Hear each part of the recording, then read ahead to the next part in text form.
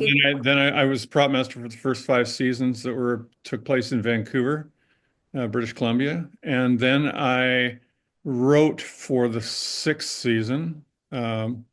And my episode was called Trevor. It was 6X17, and but there you go, and that's kind of been my involvement. But I knew I was hip to all the stuff that we were doing, like from the very beginning. Um, Whenever a script came out, uh, and there was reference to whatever, I mean, Roswell, Jersey Devil, I knew all this stuff. So there was no learning curve for me in doing this. I kind of was inside Chris Carter's head already. So it was, uh, it was not a steep learning curve for me. Funny you mentioned the Jersey Devil. Carly and I are based in New Jersey.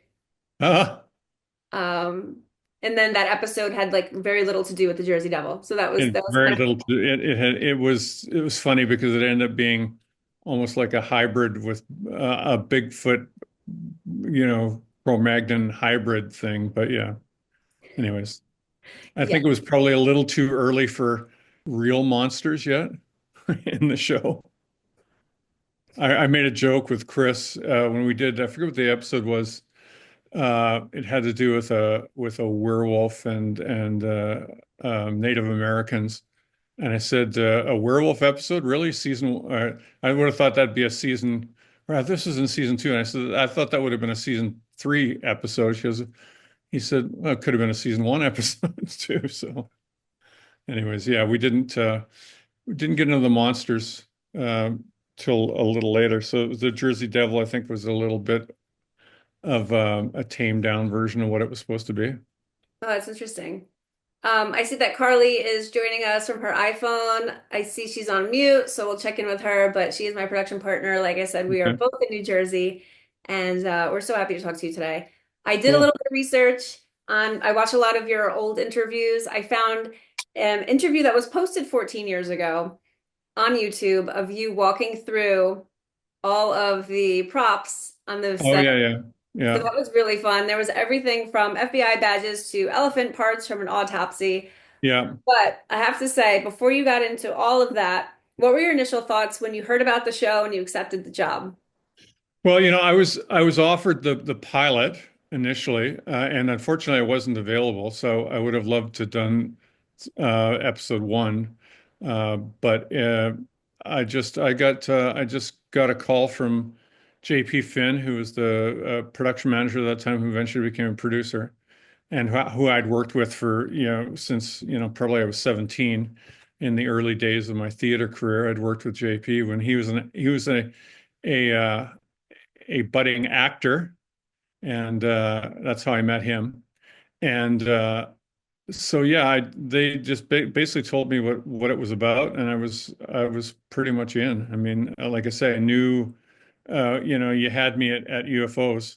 That was pretty much, so, and that's what the first little bit was about in terms of the mythology, with Deep Throat and all that stuff. So yeah, so that's and then we just started getting into more and more interesting stuff. And like I said, I knew what we were doing right off the bat. I understood what Chris Carter was trying to do, and he and I sort of had the same philosophy. He and I actually had a lot of the same touchstones that kind of got us into the business.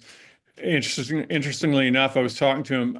We were talking about Ray Harryhausen and all stuff, and he had seen I think it was a 1960 movie. I can't remember. It was a 1960 movie called Mysterious Island that was a Jules Verne story that Ray Harryhausen did all the kind of in giant beasts that was in it, and Chris Carter and I had seen that when we were kids. We saw it at the same time as a rerun on TV, the same airing, and that got both of us to want to be in film. So that was kind of interesting. So we had, and I knew a lot of like the overarching mythology of the X-Files was kind of where that came from. I'd read all the books, and I knew all about that. So it was great. That's great. It sounds like you're the perfect man for the job. I don't know. I agree more. I think we did okay. Oh, absolutely. So as prop master, you're kind of in charge of every item that we see at home in these episodes. Yeah, there's a lot of, I mean, a lot of the props drove the plot. I mean, a lot of them were evidence, a lot of files, you know, the quote X-Files, but also too just a lot of extreme, you know, inserts of props that was there from the very beginning. So it kind of drove the plot in a lot of ways. A lot of things were clues, and that was sort of it was rewarding for me because I got to see my work close up. And in those days, it was well, I had always had a philosophy of make everything feature quality, feature film quality. So although the resolution wasn't as high back then as it is now with high definition, we shot on 35 millimeter film. There at a little leeway, but we always tried to make sure that whatever we did would work in a screaming close up on the screen because um, a lot of times it did. And interestingly enough, the first batch of inserts we did, we ganged up a bunch of inserts for the first few episodes, and Paul Rabwin, who was our kind of post-production supervisor producer, came up to direct the inserts in Vancouver, and he got so busy that they just kind of left us to our own devices to do the inserts. And I used to direct the inserts of props for the first little while because I mean, I knew what the shot was supposed to be. Had to go to set anyway. I knew what the props are going to be. I knew what the shot was supposed to be. I talked to the producers and writers and what they wanted, how they wanted us to play. And so I ended up directing a lot of the inserts early on until someone from the Directors Guild caught me and said that, "Hey, you're not a member of the guild. You shouldn't be doing this." And fortunately it was a friend of mine, so he just gave me a polite rap on the wrist. But yeah. That's great. As this show's popularity grew, we've heard about the budget growing and, of course, multiple units on set. Can you Yeah. take us back? What was your day-to-day like? Maybe you can, maybe from 93, 94, but maybe, 95. What did that Well, look like for you? How did that change? Well, the scale of the show, well, at first, I'll go back to 93 when we first started. There was initially the idea was it was an expensive show to begin with because everybody had the same mantra about feature quality that I just talked about. John Bartley, the director of photography, he was given his marching orders that he wanted to look like a movie. We didn't want it to look like a TV show. It wanted to look like a movie. And that was already how I was thinking anyway. So all that takes time. That takes more time in lighting and just creating the elements to go in front of the camera. It all takes time. And it started off very small. I mean, when I first started, I had just three or four people to begin with, and eventually, at one point we got up to, and that was in the first season. Then it just the episodes just got bigger and bigger and bigger, and then and it just got to the point where I I just had to add more people, which I didn't really want to have to do because the more people you have, the less control you have, and you have to it's just you become more taken more and more away from the actual onset process. By the time we were into episode five, or sorry, season five, I rarely got to set because it was just so busy and prep. It was like a rare. Yeah, everybody was excited when I came to set because they hadn't seen me. The directors would see me in the production meeting. That'd be the last time they'd see me for the most part just because it was so busy. And at one point, I remember we had, I had 15 people working one day. We had a main unit, a second unit, an insert unit, and a photo unit, which I directed also. I used to direct all the photos that we use in the show that were like evidence photos or crime scene photos. Any photo, basically, I used to direct those. So we had four call sheets that day. Our photo unit was so big that we were on multiple locations with multiple casts and multiple and extras and makeup and special effects and makeup effects. And so it was its own unit. It was a big deal. And the thing about the photos, it took me a long time to impress upon people uh, in the production that look, we have to organize this, and we have to spend as much time and effort and organization as you would for shooting anything else, because I guarantee the one thing I can tell you, I guarantee this photo that we're shooting, I guarantee this is going to be on camera because this is going and it's going to be on an extreme close up, and it's because it drives the story. And so this is the one thing. You can shoot all the stuff that you want, but I guarantee this is the one thing I know is going to be in the show. So we have to spend as much time as necessary and organizationally to make that as good as possible. You can't sort of half-ass this kind of stuff. It has to be good. Um, and the level of detail has to be there. And honestly, it was a learning curve for everybody. And we reshot things a couple, three times, sometimes if Chris wasn't seeing what he wanted to see. And it took a while to kind of get inside his head. And then we could do that eventually. And there was the biggest compliment for me was when I think in the third season when Chris stopped showing up for the show and tells because he knew the prop show and tells where we show all the props for the episode to the director and the producer because he knew it was handled and he didn't have to be there. He just trusted what we were doing. So that was a great compliment. I think Carly's on now. Oh, Hi, Carly. Sorry, yeah, I'm here. Sorry, I got stuck behind an accident on my way home from work, so I okay. jumped on an audio. I apologize. That's all right. No worries. Anyway, so yes, I mean that was kind of that became a big deal and you've seen the show. You know how much photographs play in the story, not just in the actual X-Files, but in there are so many clues are in photographs in the show. So it had to be good. And I remember I think we episode we did with God, in my it's 30 some years ago now, but the just about 30 years that the episode where there were you'll probably know because you watched it more recently than I have. The episode where um, there were digital displays that were telling people to kill. Remember? Do you remember maybe it might have been Wet Wired. I can't remember. Okay, I Uh, know what you're talking. Yes, I know what you're referring to.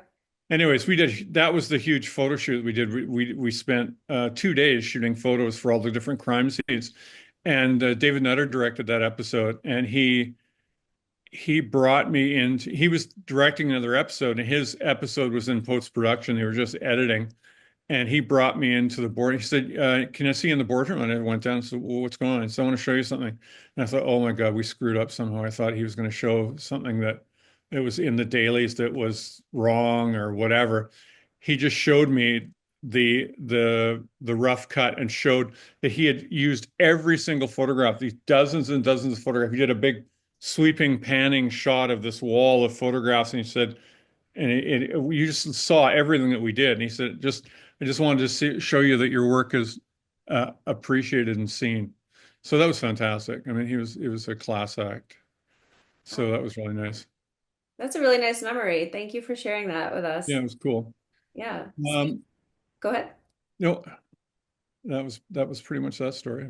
But No, speaking of memories, do you remember, reflecting back on your career, specifically with the X-Files, was there a certain episode or a certain prop or a certain shoot that was just, for whatever reason, not working out or really frustrating and you kind of had to figure uh, it out as you went along?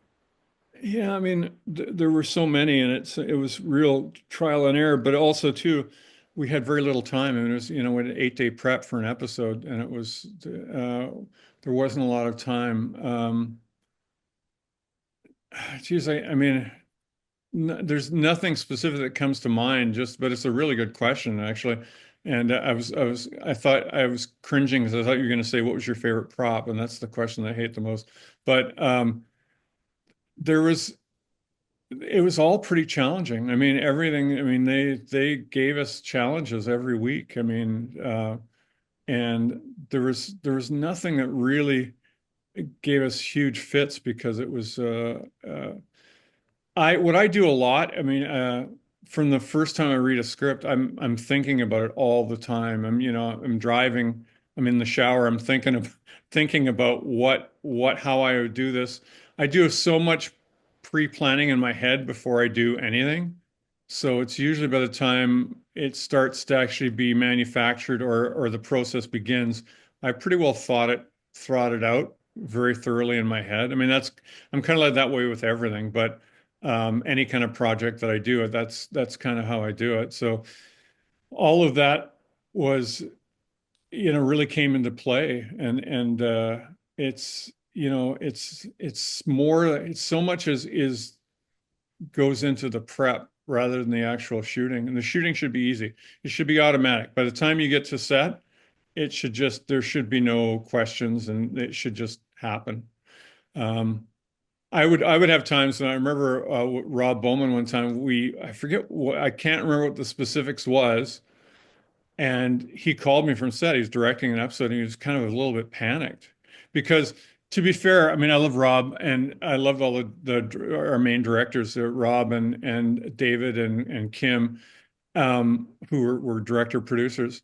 But we got a bit of a shorthand, and it got to the point where we would have a props meeting. Every department gets their own kind of meeting, sits down with the director and runs through the script and talks through all the stuff. And it got to the point where with some of the directors, like Kim and Kim Manners and David Nutter and Rob Bowman, we would just sit down and it would be okay, well, just give me a bunch of cool shit. You know what I want, right? I said, yeah, I know what you want. He says, and then we would just shoot the shit for half an hour. And there became a shorthand. We just knew. And the one time it did it when we had an initial meeting and then we had a show and tell, and I got a kind of not a panic call, but a concern call from Rob on set saying, "Hey, this thing here, I can't remember what it was, but it was this thing this is not what I thought." And he goes, "Is that what we talked about?" I said, "Yeah, it's exactly what we talked. Remember, I told you this." And he goes, "Oh, yeah, yeah, yeah. Okay, cool, cool." And then we just, so what'd you do this weekend? And that was so there was a panic averted, but it was just they got to the point where I think that my department was so thoroughly prepped. Um, and my onset guy Don McGill was so together that the trust was there, and we just kind of did it. So the one thing I remember that was not it wasn't scripted. I was telling this to someone the other day. I can't remember what it was on an episode. I think it was a Kim Manners episode, and as also too, everybody was. We worked as such a great team, the whole crew. I remember one time we shot an episode where we had a guy in a gorilla suit. I can't remember what it was. There was a guy in a gorilla suit who was in. I had worked with him once before. He was one of the actors in Clan of the Cave Bear, which was my first movie that I worked on out here. And he's like, he did like anytime there was a movie where somebody needed to be in a monkey suit, he was the guy. Anyways, he was in this gorilla suit, and they wanted them. He thought it'd be really cool and he remember the Coco, the gorilla, the famous gorilla that could speak sign language. And Coco had this little stuffy toy. It was a little bear or something. Anyways, he thought that'd be cool. And so we didn't have anything in the truck, oddly enough.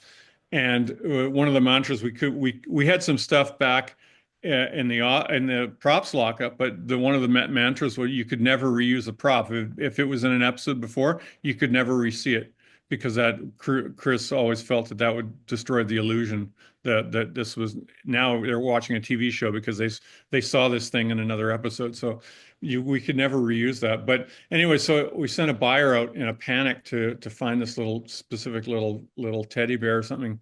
And my assistant went to set, and they were just about to shoot the scene, and the buyer hadn't come back. They were on their way, and so my assistant went up to John Bartley and said, "Hey, John, they're lighting the scene. They're going to do the scene. So how long do you think it's going to take to light the scene?"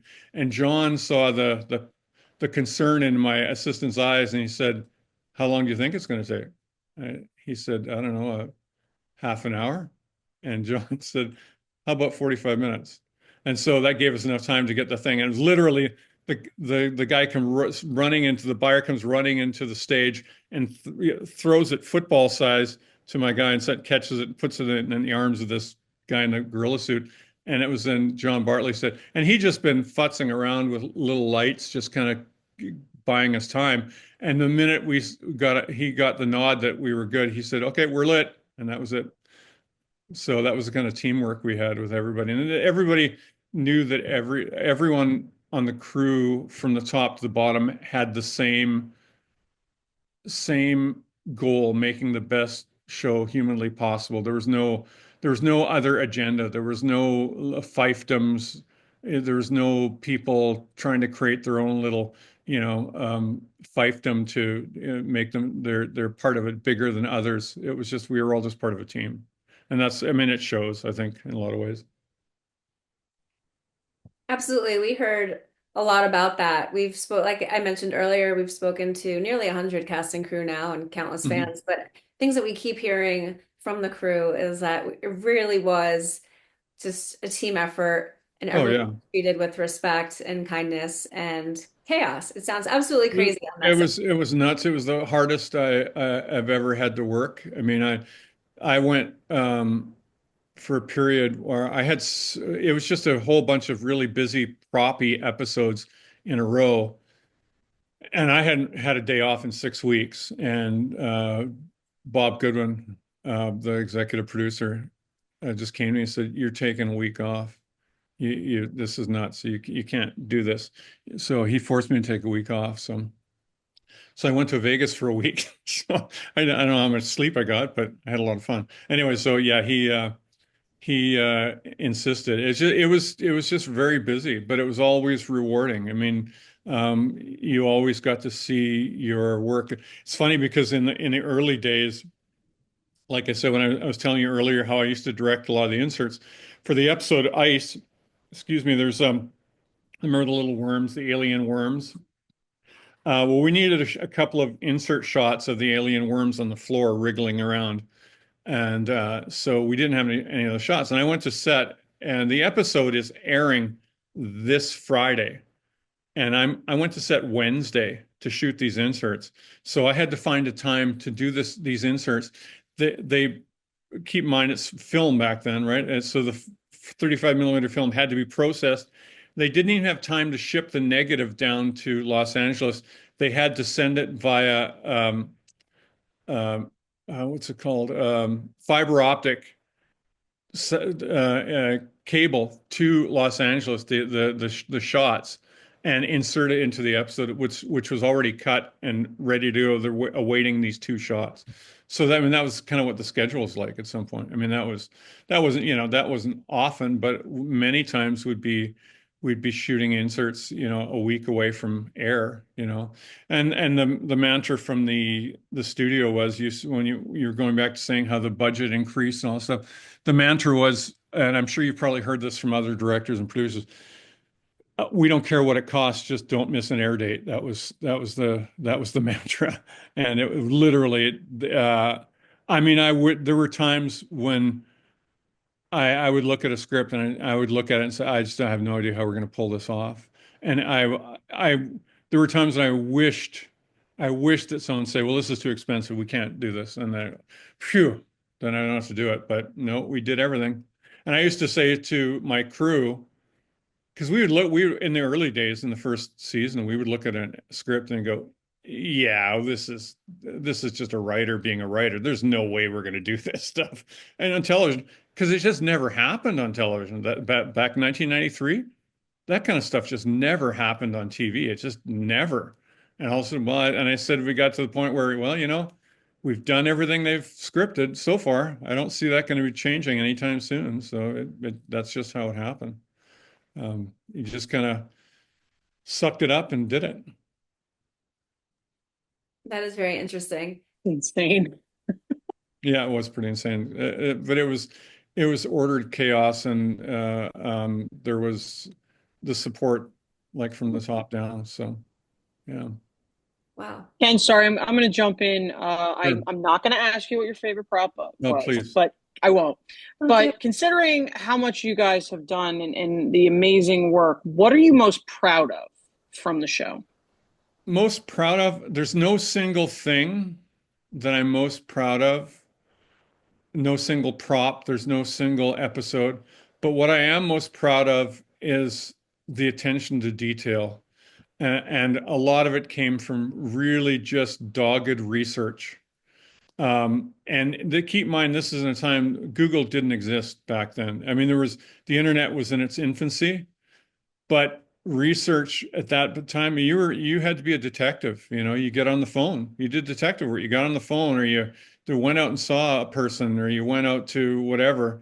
And we just it was the attention to detail, but making anything technical being as technically accurate as humanly possible. There's going to have to be latitude because you can't pull everything off, but we wanted to make it as humanly accurate as humanly possible.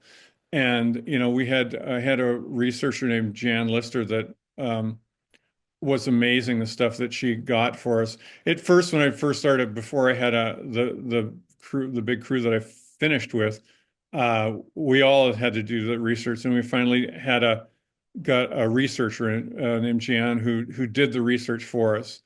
And she found things that, I mean, I'll give you a couple examples. I've said this before in interviews, but it's worth repeating. She at that time there was um, trying to get the two things we really wanted to get right was anything having to do with the military, because a good portion of the American public had been or was in the military, and there was a huge, the show was huge with people in the military. They were just giant fans. And I remember getting tours at a couple of different aircraft carriers, and they were just like, it's like, you know, we were traveling dignitaries the way we were treated just because they're such huge fans of the show.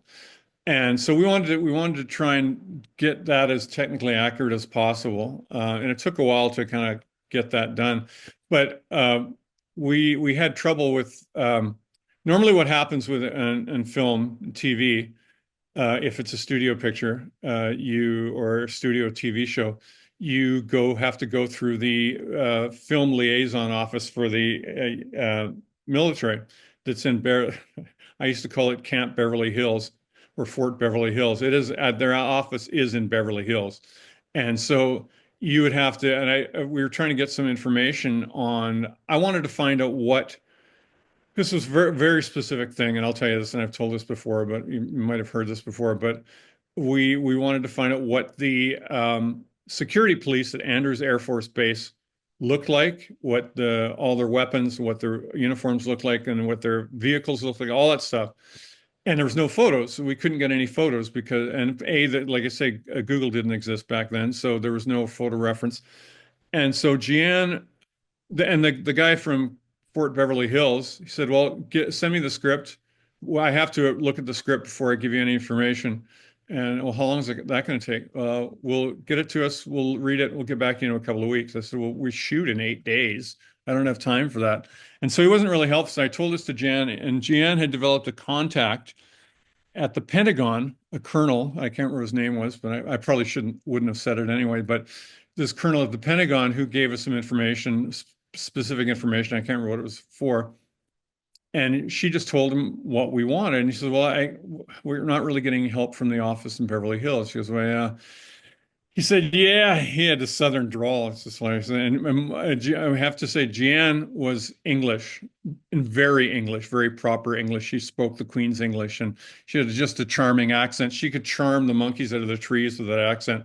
And certain Americans, particularly Americans from the South, really, she just could get them to melt and do whatever she wanted. And so this colonel goes, "Well, I'll tell you what, little lady, I'm going to dispatch a couple of photogs out to Andrews, and I'll get you your pictures back." And so he sent a couple of photographers from the Pentagon out to Andrews Air Force Base, took all the pictures. Now, back in mind, there was no digital cameras back then, so it was once again film. And they processed it at the Pentagon because they had their own photo lab there. And he goes, and she said, "Well, I don't know, but we really need this for a show and tell tomorrow." I don't know. He said, "Well, you don't worry your pretty little head there, little lady. We'll get these photos to him." So they processed the photos, dispatched the boys back to Andrews again, and put them in an F-15 and flew them to the FedEx depot in I think it was Kentucky back then. And they got them, and we had them by 10 o'clock the next morning. Now, Lord knows what that cost. But they said, well, just call it a training mission. The boys will be excited. They love the X-Files. So, and that was the cooperation we got from the military. And but it was just it was great to have that kind of level of cooperation at really high levels.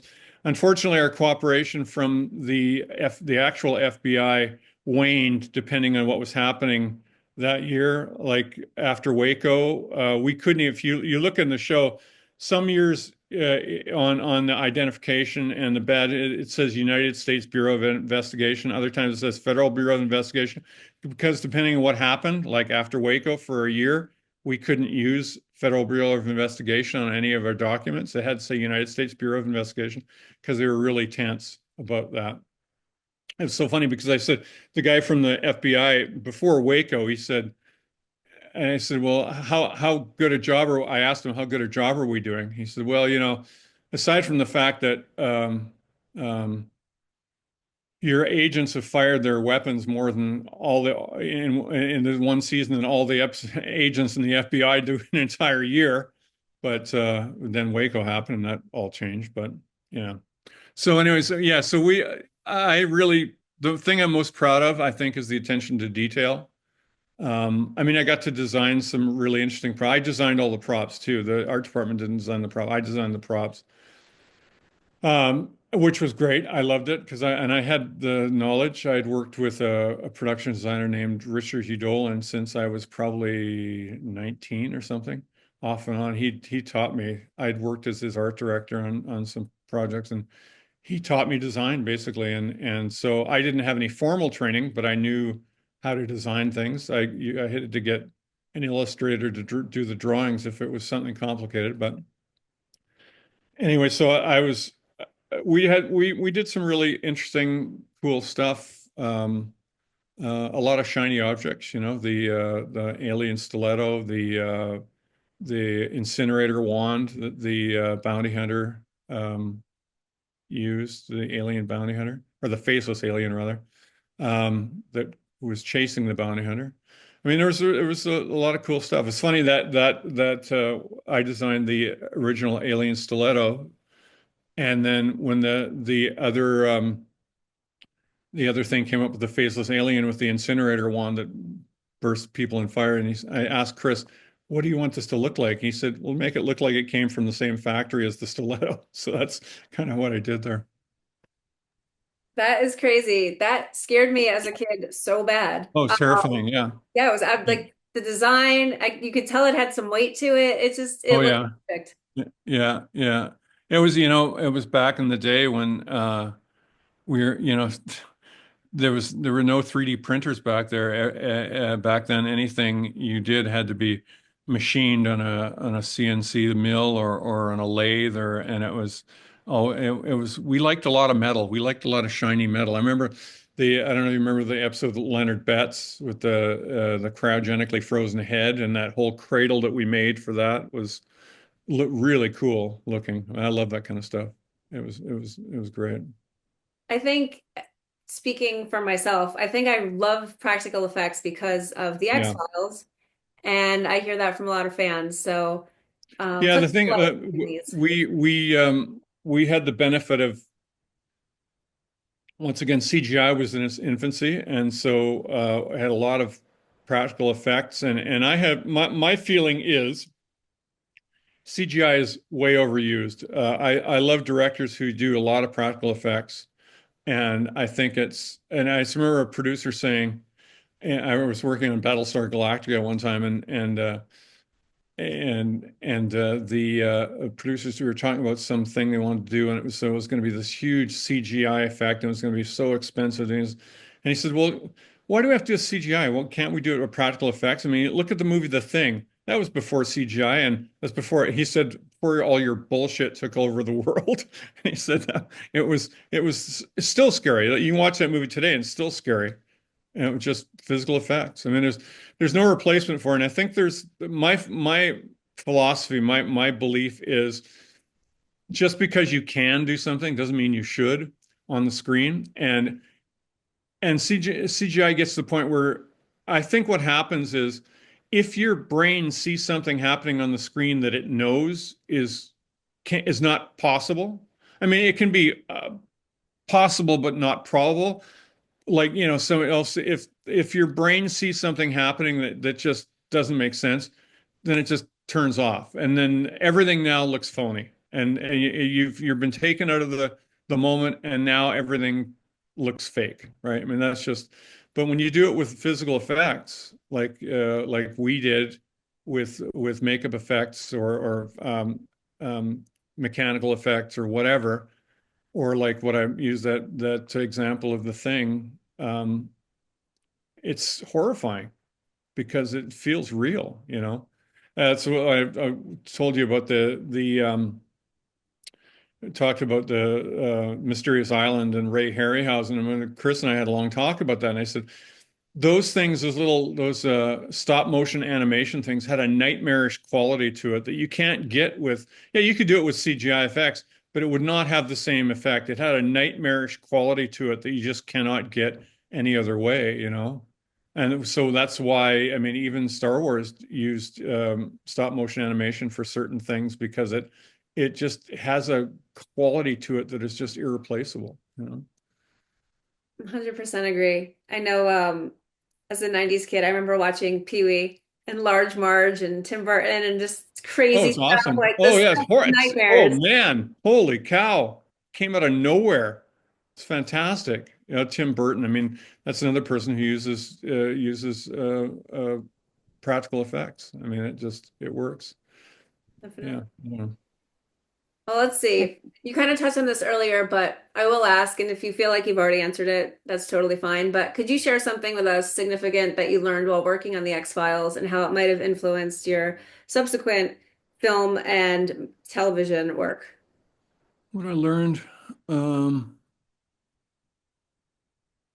there's nothing specific. Like I said, what I really learned more than anything else is that there's no replacement for being prepared.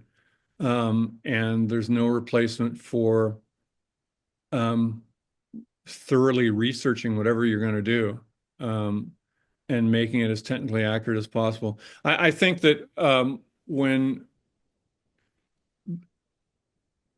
well, here, let me lay this out for it. And this was a philosophy that both Chris and I had right from the very beginning, and not just prop related, but everything. Chris and I had the same philosophy, and that's why I sort of got into his head quite a bit and knew what he was thinking. If you take something, we're doing something, if you make every element around that thing as realistic and accurate as possible, if you make all the things that we have control of realistic and possible and accurate, then you will go along for the ride for the fantastic.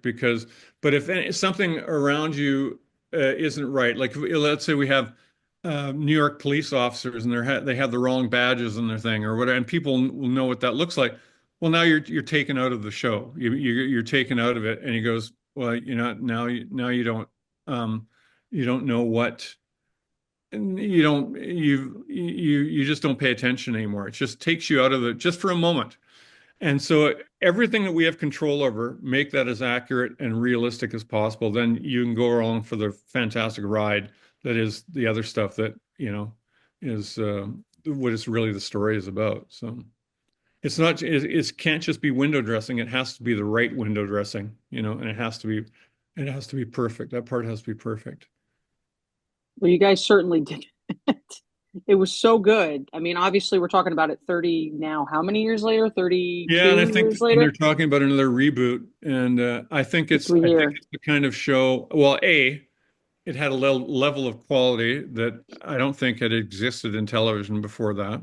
I mean, I'd go back to the closest thing I can go back to, which is where I got my prop training, was watching the old Irwin Allen TV series in the 1960s. In terms of prop wise, the stories were sucked, but the props, like things like Voyage to the Bottom of the Sea, Lost in Space, Time Tunnel, Land of the Giants, all this sort of stuff. The props were so good, the design was so good, um, that that was a level of detail that, or even, the 1966 Batman. All those shows are where I really learned everything I know about props, right? And I've reused elements. There's Easter eggs and throughout my entire career of things from that era that I've used to and emulated, because I learned so many design lessons from those things. So that really, aside from that, the television had never really existed with the kind of level of detail that we had in the X-Files. It was much to the chagrin of the whole TV industry, because unfortunately, that owing to the X-Files, that created the what became reality TV, because they wanted to find a way to make TV for less money, because we were spending so much money per episode on the X-Files. And then every other show says, well, the X-Files does this, why can't we do this? And we were on Fox, which was, a lot of times people say, well, it's not even a real network, it's half a network at best. So, NBC, ABC, and CBS, well, people working on those networks saying, well, they do this on Fox, why can't we do it? So there was a backlash against that philosophy, and where budgets started going up and up and up. And so we ended up inheriting reality TV because of that. So. Yeah, I'd say, I mean, what I've really learned I mean, I kind of had it before the X-Files, but it really cemented it for me that attention to detail and prep is all important in what we do. So we asked this question to everyone, Ken, and we're gonna phrase it to you as well. If Sure. you had one thing to say to the fans of the X-Files from the last 32 years, what would it be? Uh, well, first of all, thank you for watching. Um, and I'm glad that you appreciate the work that we did. I think they do. I mean, it continues. They keep doing these reboots. There's another one coming out. Just thanks for coming along with the ride, because it's it was so rewarding to meet people who saw a show that I was working on, and had a positive attitude about it, and really thoroughly enjoyed it and really appreciated everything that we did. Um, so, and I got to meet a lot of fans over the course of the years at the X-Files Touring Museum and other things, and keep watching and keep supporting the X-Files, whatever variation and version it is, because it's the whole concept comes from a really good place, and it's questioning authority, and not taking anything at face value, and just there are more things out there than we know. What is it? Shakespeare said there's more things in heaven and earth that are dreamt of in your philosophy. And I believe that. I mean, over the course of researching all the stuff that I mean, we researched things that I really wish I didn't know now. I mean, there's things that, you do a deep dive with some of the research and find out things that you really didn't want to know.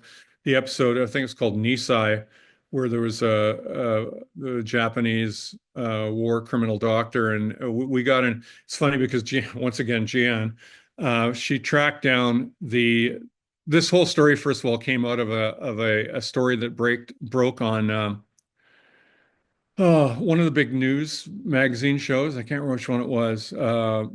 That Japanese war criminals the American government had been using medical and research, and it was garnered from just horrendous acts that were, perpetrated by the Japanese in Manchuria. Also, too, the research we did for the JFK assassination episode, the musings of the cigarette smoking man. We recreated the JFK assassination amongst other things, and we had a technical advisor who was a real JFK buff. He had interviewed every person that had been at the Dealey Plaza that day, aside from Jackie Kennedy and LBJ. Ken, it was an absolute pleasure to speak to you today. Thank you. For sharing your memories with us. We are so excited to share them with the rest of the X-Files fans. A huge amount of fans that are in the industry. I owe everything to the X-Files in terms of how I learned so much in that 5 years. Well, 5 years plus the writing year. Sure. So yeah.